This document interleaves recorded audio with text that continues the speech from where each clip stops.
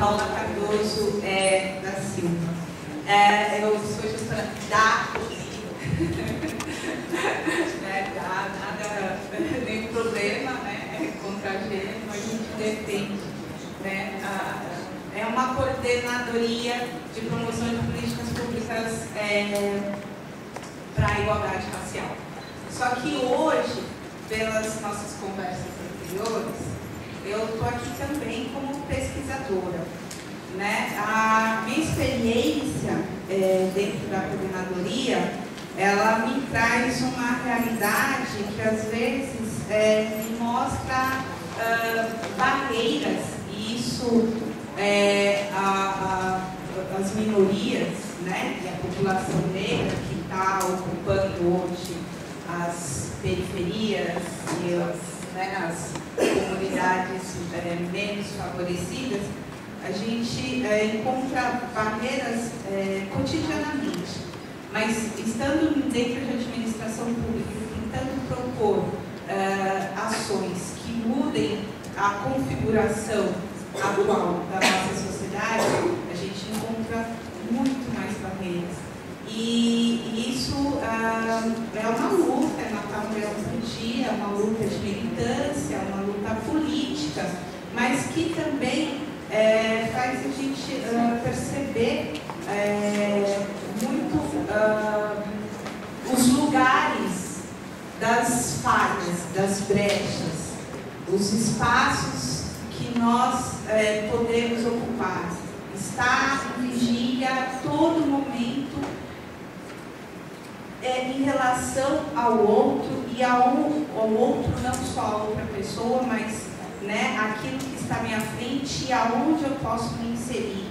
Né? Se antigamente a gente pensava em revolução, hoje a gente pensa em guerrilha, né? Uma estratégia mais viral. Dani estava falando, eu odeio espaço público, administração pública, eu não quero mais saber. Mas se a gente de repente não adotar um outro tipo de postura, a gente não consegue se inserir e promover alguma mudança nisso. Né? Então eu acredito muito nesse comportamento a partir das contaminações, esse comportamento meio viral, para a gente conseguir trabalhar algum tipo de mudança ou de distúrbio dentro daquilo que nos parece intransponível. Afrofuturismo, então lá. Então aí eu vou aproveitar, né, dentro dessa perspectiva que a gente tem, né, dentro de uma situação que nos é imposta ou que estamos totalmente à deriva e não temos muitas escolhas, como se produziu uma subjetividade que também não é única, né, mas ela é pensada como uma subjetividade negra pós-escrava, né, a partir de uma condição de desterritorialização, de indeterminação, instabilidade enquanto sujeito. E como se produz, né, esse sujeito e como ele se reinventa a partir dessas situações. Essa, gente, é a minha pesquisa de mestrado. Ela é muito incipiente. O que eu estou lançando aqui para vocês, até mesmo esse material, ele poderia ser muito mais completo. O que eu estou lançando aqui para vocês são muito mais questões. Na verdade, não vou chegar ainda a essas grandes formulações, mas eu vou introduzir um pouco esse pensamento para que a gente possa, a partir daí, fazer algumas conexões em relação à nossa situação e às condições de perda, de deslocamento, de impossibilidades. Pode passar, por favor. Afrofuturismo. O que é o afrofuturismo? Bom, nós temos, historicamente, no final da década de 60, 70, o pan-africanismo, né? Um conceito criado eu gosto de colocar, que é Marcus Garvey, mas existem algumas, né, discussões. O panafricanismo, eu não vou entrar nele, mas ele é um conceito que traz uma união de todos os povos da diáspora africana, o povo negro da diáspora africana se unir em uma África contra os processos de dominação, de colonização. O pan-africanismo ele influenciou muito do movimento político, do movimento militante e muito do movimento cultural também. Eu aqui,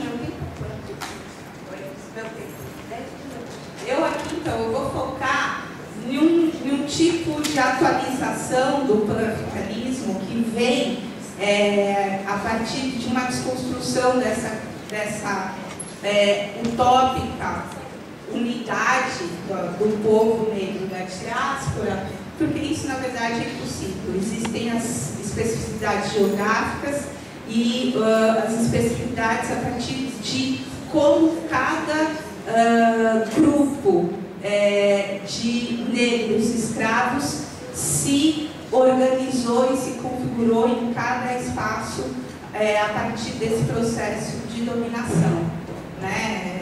Inglaterra, os povos colonizados pela Inglaterra, pela França, por Portugal, cada um teve um processo diferente, até mesmo os negros norte-americanos. O afrofuturismo, ele trabalha com o uso dos elementos históricos que constituem a diáspora africana, isolamento, abdução, dispersão, assimilação, a alienação e a hibridização cultural para pensar a reinvenção de não uma e não única subjetividade negra. Esses elementos, na verdade, eles vão trazer o sujeito nessa condição de indeterminação. E aí muitos, a partir de W. Benpoa, que é um escritor negro, norte-americano, da modernidade, que ele vai escrever sobre a duplicidade de ser negro, né, e não africano, ou seja, eu estou numa terra que não é minha, eu não faço parte dessa cultura, mas também eu não sou africano e não tenho as raízes ou as tradições culturais de mim. Então, o que eu sou? Ele vive essa duplicidade, né? Essa indeterminação. E o afrofuturismo ele vai trabalhar essa duplicidade numa condição de estrangeiro, de extremamente estrangeiro, de extraterrestre. Ele vai trabalhar esse conceito de abdução como a experiência da ficção científica, né? Então ele vai trazer o John Aklonfa, que é um artista contemporâneo, acho que ele está citado mais para frente, ele vai falar que a experiência negra é uma experiência de ficção científica. Isso dá margem para pensar muita coisa. Por isso que eu coloquei ali que são fluxos informacionais de um pensamento líquido, um pensamento lançado no oceano, à deriva, sem território, sem raiz. É um pensamento que vai fluir a partir de diversas manifestações da cultura pop negra africana, né, derivada, produzida, reinventada em diversos locais, e aqui com foco especificamente nos Estados Unidos, América do Norte.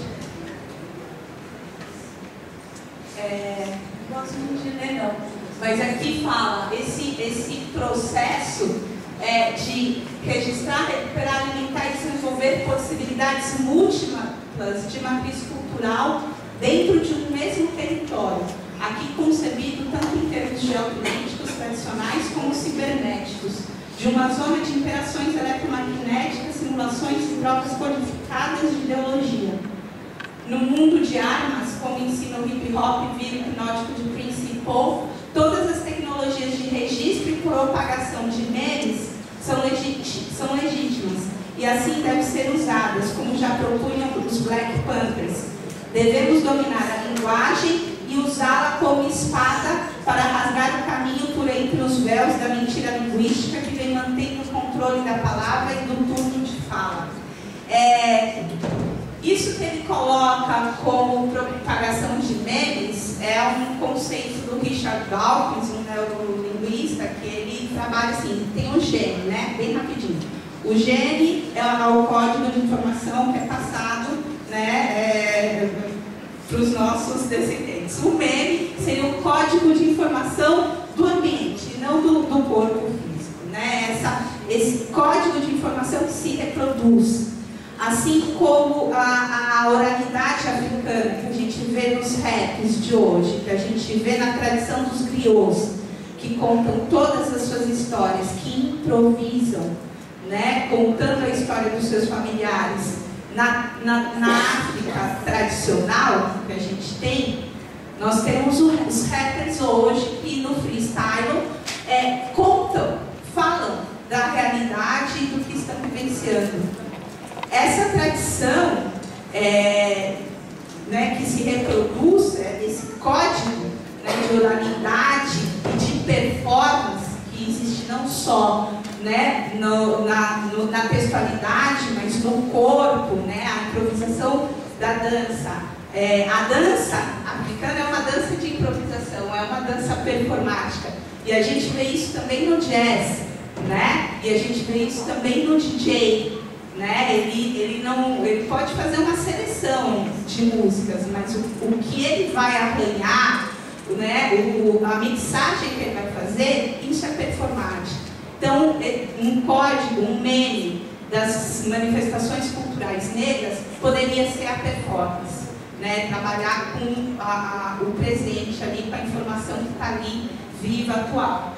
Então, ele fala que o uso dessa informação ela tem que ser usada como arma, como espada. Para quê? Para combater o inimigo. Né? Os negros norte-americanos, escravos, eles tinham um termo que eles usavam como signifying monkey, que é um macaco significante. Então, às vezes, em alguma audiência, né, que eles eram julgados por algum ato de revolta, alguma coisa assim, muitas performances nessas, né, a postura deles era usar o mesmo discurso de quem os acusava, mas mudando o sentido daquilo para afetar ele.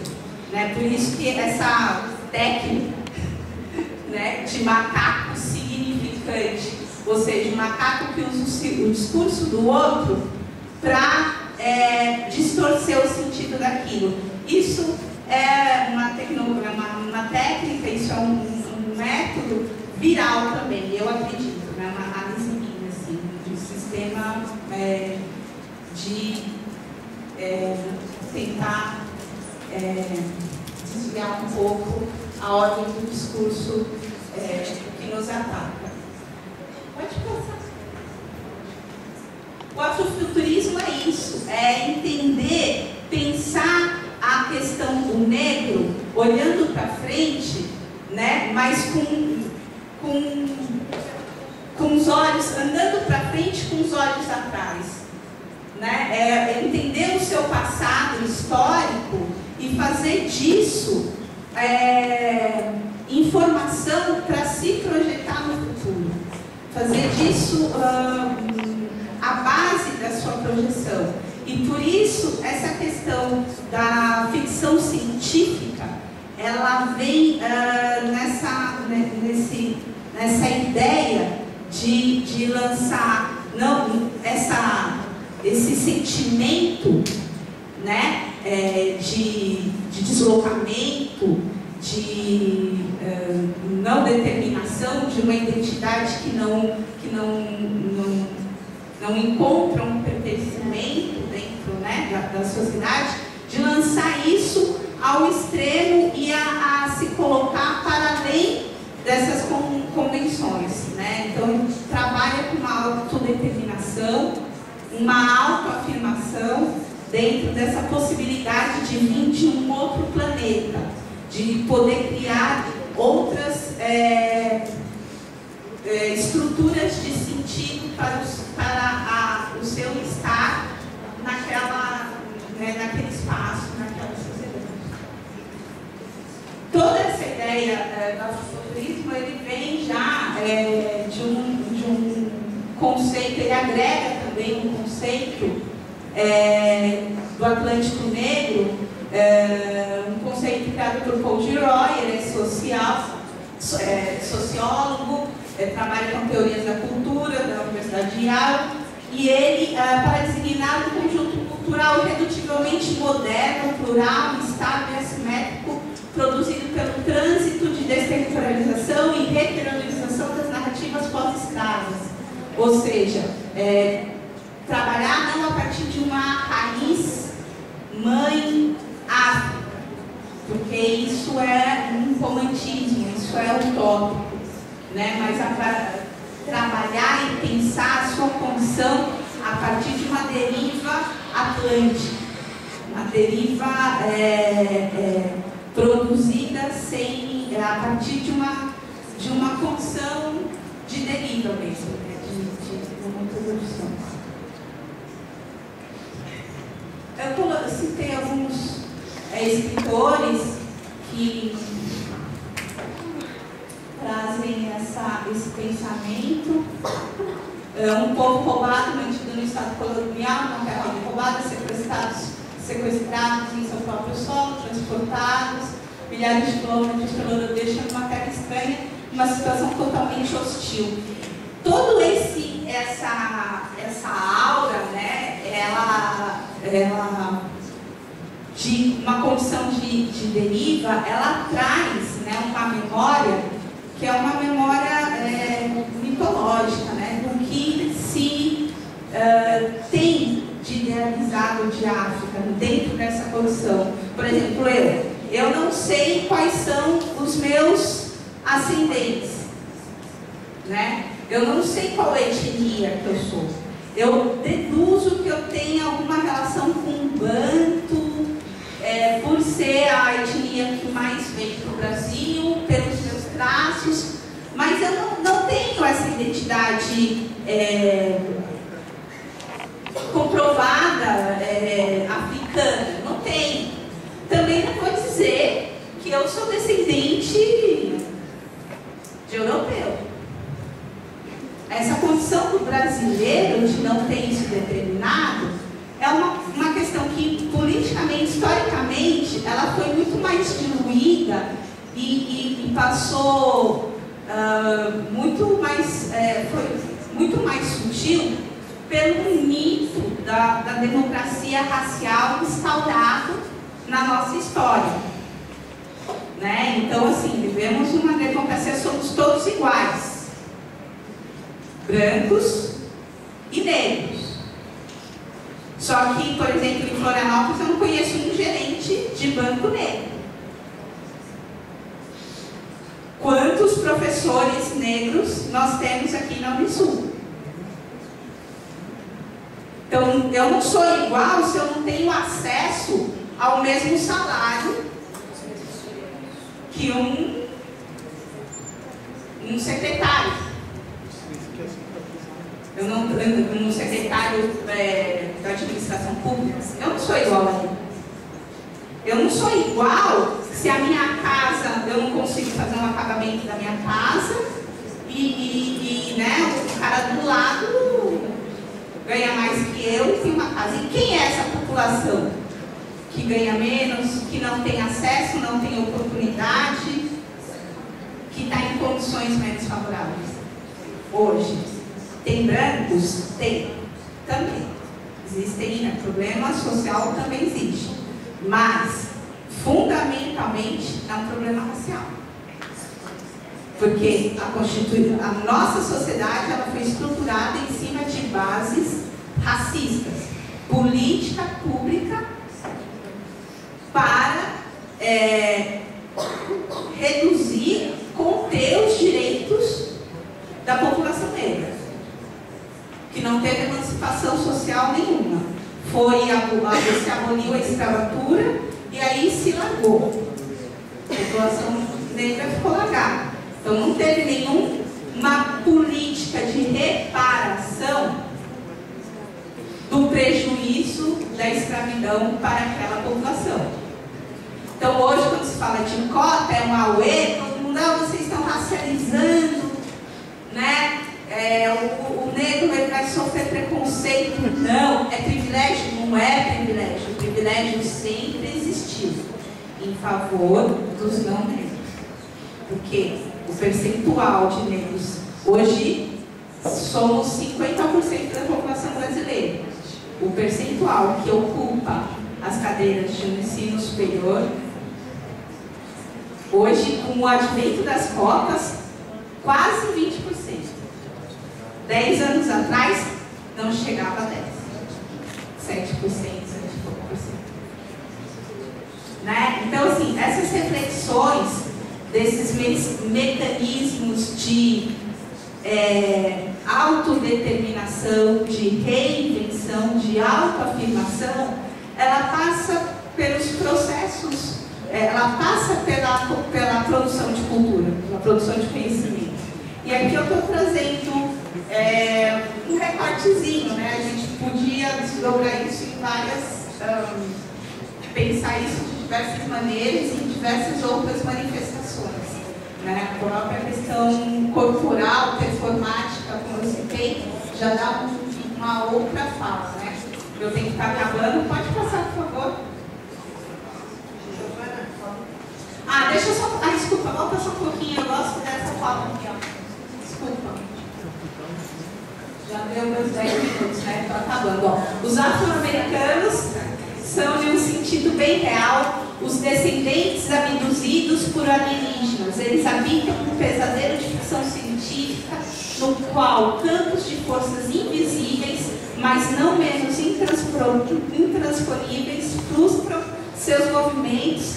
As histórias oficiais desfazem o que foi feito e a tecnologia é, com grande frequência, experimentada sobre os corpos negros. Aí você ser sujeito, né, desses procedimentos tecnológicos. Pode passar. Tá. E aqui eu estou direcionando um pouco essa minha fala por um tipo de manifestação cultural que tem uma base científica, né? Tem uma base na ciência, ou seja, para além do, né? O que a gente, para além de uma simples formulação cultural, que eu acho que na verdade isso não está associado, que é esse modo de entender a produção artística, que a gente pode dizer a forma de expressão negra, né? Que é baseada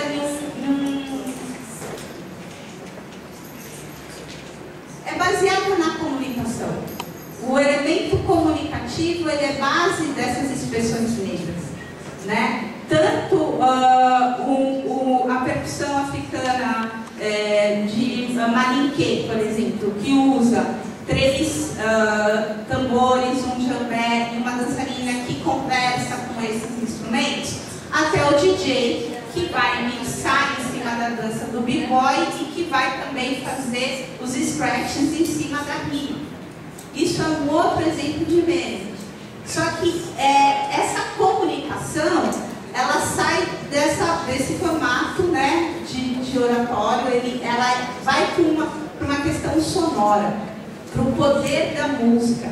Aquele livro que eu citei do Paul Gilroy, O Atlântico Negro, ele vai falar lá exatamente disso, do poder político e crítico que a música tem dentro desse processo da modernidade, da diáspora africana, da diáspora negra.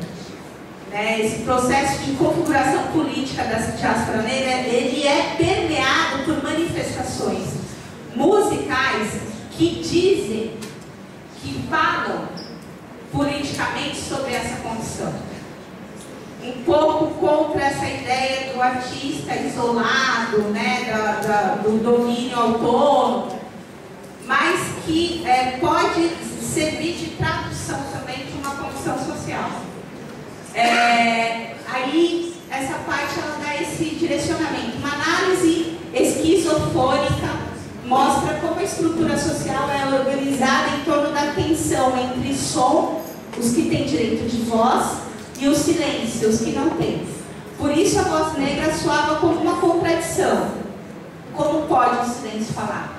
Músicos negros sabiamente perceberam como o trinômio som, ruído, silêncio informa, designa, molda o eixo realidade, atingindo força coercitiva por vezes maior que a da lei. Cada nação moderna pode... Aqui é uma situação de João do Rio, né, que ele traz esse poder exatamente da música, né, dentro dessa questão política. E depois, Jacques Attali, que vai falar mais do que as cores e as formas, são os sons e seus arranjos que formatam as sociedades. Qualquer teoria de poder nos dias atuais deve incluir uma teoria de localização do ruído e sua possibilidade de dotar-se de forma. Passa por mim, por favor. E aí a gente vai ver essas manifestações, né? Hoje, no afrofuturismo, nós temos DJs pop. O pessoal aí, vamos estudar esse cara, pelo amor de Deus, o cara é muito bom. Ele se acha um cientista do ritmo, mas ele não se acha não por menos, porque ele tem um trabalho em cima de cultura popular e de arte contemporânea, arte conceitual, e ele trabalha exatamente, ele organiza essas múltiplas faces desse espectro num conceito crítico e fundante para a atitude dentro da cultura de rua negra. Ele é muito bom. Pode falar, Fê? Pode repetir o nome, por favor? DJ Spock. Ele, como vários rappers, ele não usa dois nomes. Ele trabalha com essa duplicidade lá do W.B. Du Bois, que é... ele se coloca, quando ele fala conceitualmente, ele é Paul T. Miller, e quando ele faz scratch, ele é DJ Spock.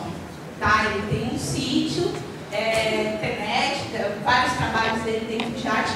Só que eu vou voltar lá atrás, um cara que tem mais a ver com o local do pan-africanismo, que é o Sun Ra, que é o Herman Poe Blount. Ele era do Alabama. E ele é um cara que ele, assim, dentro dessa ideia de performance, de se criar um personagem, né, ele cria um personagem, uma outra identidade, e essa outra identidade, onde ele se permite, né, onde ele tem a permissão de total expressão, ele é um alienígena, né? Então ele trabalha um mito egípcio com a produção musical baseada no tradicional, no jazz tradicional, e com ecos, ruídos, viagens intergalácticas, como ele mesmo coloca. Ele vai ser trilha de vários filmes do Blaxploitation, que é um movimento negro de cinema no final dos anos 70, que aí também é um movimento já no cinema mais político, mas alguns cinemas mais psicodélicos, e ele vai fazer a trilha. Pode falar. O estilo dele seria underground? Não. Mais ou menos parecido com isso. O Sun Ra, sim. O Sun Ra, sim. O Sun Ra seria mais underground. Só que assim, você vai ouvir e você vai falar. Né? Muitos, tem Dr. Octagon, Mafu Ha, muitos desses caras hoje, contemporâneos, beberam do Sun Ra. Quer ver? É o Pi, não sei se você conhece. Ele bebe totalmente do Afu Ha. Mas o Afu Ha é a viagem da viagem da viagem. Ele coloca trechos de filme no meio, é uma experiência para essa década de 50 e 60 totalmente inovadora e alienígena, como ele propõe. Depois dele, por favor, veio o George Clinton. O George Clinton já é mais pop. George Clinton, ele é funkadelic, não sei se você conhece, que também foi base de várias produções. E ele é inventor do funk eletrônico, né? Aquela coisa que passa, que antes já tinha uma coisa do jazz, e ele vai exacerbar nos elementos eletrônicos. E ele também cultiva, ele é um extraterrestre, e ele promove a disseminação de uma música cósmica, híbrida, né? E aí ele vai trabalhar em cima disso. Estou acabando.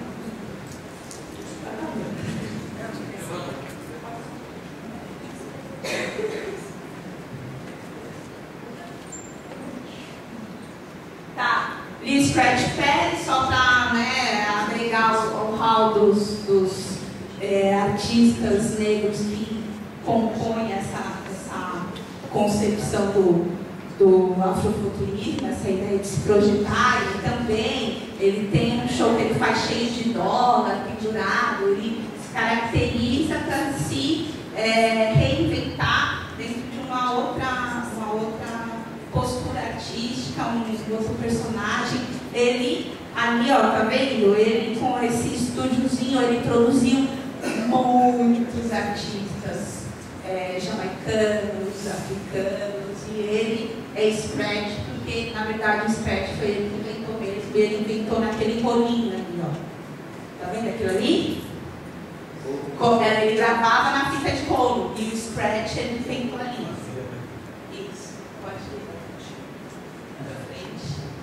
Tá, o John Apontar, eu já falei, ele já é um artista contemporâneo, Londres, ele que fala essa frase, experiência negra e ficção científica. Ele tem vários ensaios fílmicos. Um que eu recomendo, acho que dá para baixar na internet, é The Last Age of the Story, 1996. E ele vai falar exatamente, isso é um legado do afrofuturismo.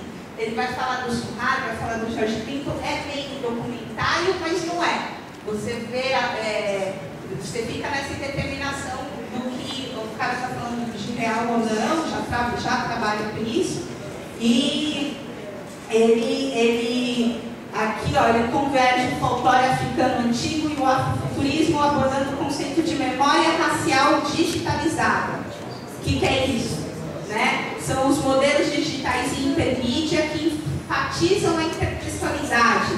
Ou seja, você não sabe dizer qual é a etnia daquele elemento que chega até você. A gente não tem hoje, né? Assim, hoje a gente consegue identificar alguma coisa, mas dentro da tradição, dentro dessa constituição de instrumento, às vezes você lida com muitos elementos que são da cultura negra e que você não consegue ainda localizar perfeitamente. Então, e às vezes quando localiza, você trabalha com o híbrido disso, né? Hoje as nossas religiões de matrizes africanas são isso, né? Você tem uma casa que é Ijexá, Jeje, Nagô. São 3 regiões distintas africanas. E você tem em uma nação, uma casa de religião, você tem elementos dessas 3 regiões. Isso é um híbrido. E você toca ritmos Ijexá, ritmos Jeje e ritmos Nagôs. São etnias diferentes que lá em África trabalham com tambores diferentes. Aqui se readaptou, se reinventou uma religião em cima dessas matrizes. Nós, afro-brasileiros, temos muito esse método, esse procedimento de reinventar. E reinventamos muito nas manifestações culturais negras hoje aqui, em relação ao que temos de referência africana. Desculpa só finalizar.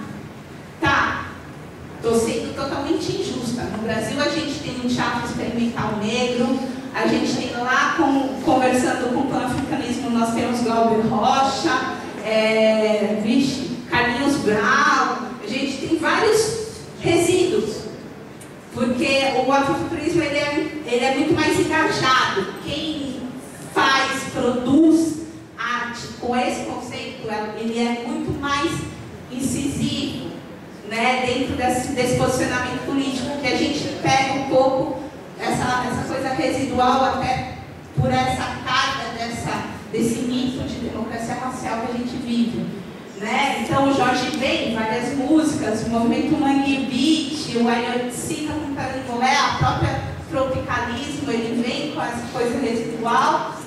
Mas assim, para mim uma experiência dessa sensação, dessa subjetividade de deslocamento, na minha opinião, muito injustamente dada como uma pura esquizofrenia, é o arcebispo do Rosário. Negro, foi marinheiro, teve várias decepções, não se encontrou, né, teve uma destruturação, e ele, através de uma alucinação que tem muita coisa a ver com essa coisa de um disco voador, a Virgem Maria vem, né, um disco voador e fala com ele. Então, por esse salto, essa alteridade, ele cria, começa a trabalhar com uma produção artística muito intensa, através do manto, que é a roupa que ele vai usar no juízo final, e ele trabalha em cima desse mito, ele cria esse mito, produz todo um repertório, né, de objetos artísticos, hoje é considerado como arte, né, tem um valor muito ético e estético, no sentido literal da palavra, e em relação à configuração da sua subjetividade mesmo, como ele expressa isso. Bom, gente, eu não vou me aprofundar mais. Isso daí, é o que eu falei, é um briefing, ele é muita coisa mais para desdobrar, mas falta muito tempo.